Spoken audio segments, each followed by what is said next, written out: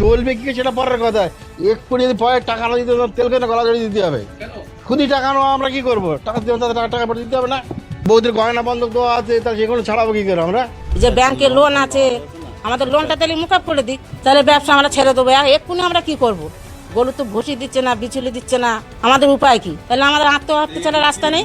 আগে তো আজ তো আমার ব্যবসা করছি, আজ ধরো 18 20 বছর ধরে ব্যবসা করে আসছি, কোনো সময় আরাম দেখিনি, এই প্রথম।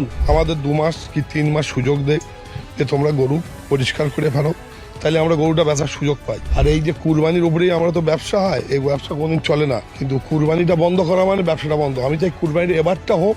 এটা কি সরকার? মানুষকে মেরে ফেলে দেবে মানে তো? আমাদের যত এই ব্যবসাদার আছে প্রত্যেকের মরতে হবে আগে। আমি কি বলবো, আমি মনে আনতে পারছি না। ওরা আমার 1 প্যাকেট বিষ কিনে তো দেয়, আমি বিষ আমার ওষুধ নেই, আমি সকাল থেকে ওষুধ খেতে পাই।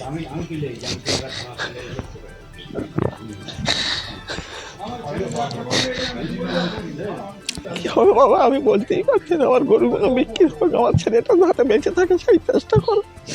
গরু যদি বিক্রি না হয় আমার ছেলে মরে যাবে। 20 বছর 21 বছর 14 বছর তার আগে তো গরু মরে যায় তো অনেক। 14 বছর গরু থাকে, 14 বছর।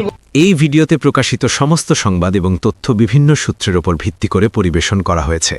আমাদের লক্ষ্য বস্তুনিষ্ঠ সংবাদ প্রচার করা।